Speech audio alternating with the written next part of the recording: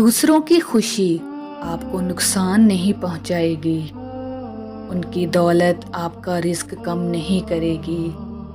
پاکیزہ زندگی گزاریں، دوسروں کے لیے وہی چاہیں جو آپ اپنے لیے پسند کرتے ہیں۔ کبھی کسی کے کام آنا اس لیے مت چھوڑ دینا کہ وہ تمہارے کام نہیں آتے۔ یہ سب نیت کے کھیل ہیں، اجر دینے والی ذات صرف اللہ کی ہے۔ اگر انسان کو غرور اور تکبر بارے اللہ کی ناراضگی کا علم ہو جائے تو وہ صرف غریبوں میں بیٹھے گا اور مٹی پر ہی بیٹھے گا۔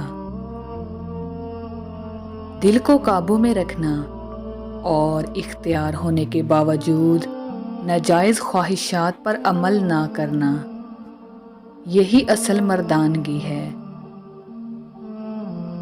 انسان کو اپنے ٹھکرائے جانے کا لمحہ عجیب تو لگتا ہے، مگر یہی وہ لمحہ ہوتا ہے جو آپ کی زندگی بدل دیتا ہے۔ انسان میں ذہنی صلاحیت آرام کرنے سے نہیں بلکہ کام کرنے سے بڑھتی ہے۔ دوسروں کے چراغ سے روشنی ڈھونڈنے والے اکثر اندھیرے میں ہی رہ جاتے ہیں۔ اکثر سجدے میں جا کر اس بات کا احساس ہوتا ہے کہ اللہ کی محبت کے سوا ہر محبت میں دکھ ہے۔ بولنے کا حق چھینا جا سکتا ہے مگر چپ رہنے کا نہیں۔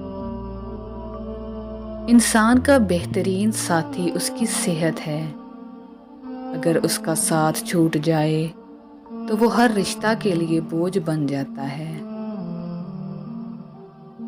بیوقوف سے بحث کرنا دراصل یہ ظاہر کرتا ہے کہ بیوقوف ایک نہیں بلکہ دو ہیں۔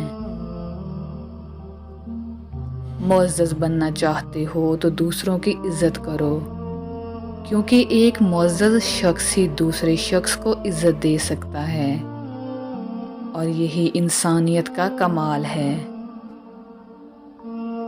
میں نے بہت سی تلواریں دیکھی ہیں جو ایک کو دو کر دیتی ہیں، مگر عشق کی تلوار پر تعجب ہے، یہ دو کو ایک کر دیتی ہے۔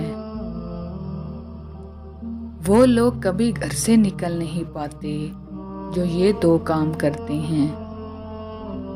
نمبر 1 محنت کرتے ہیں مگر اللہ پر یقین نہیں رکھتے۔ نمبر 2 اللہ پہ یقین رکھتے ہیں مگر محنت نہیں کرتے۔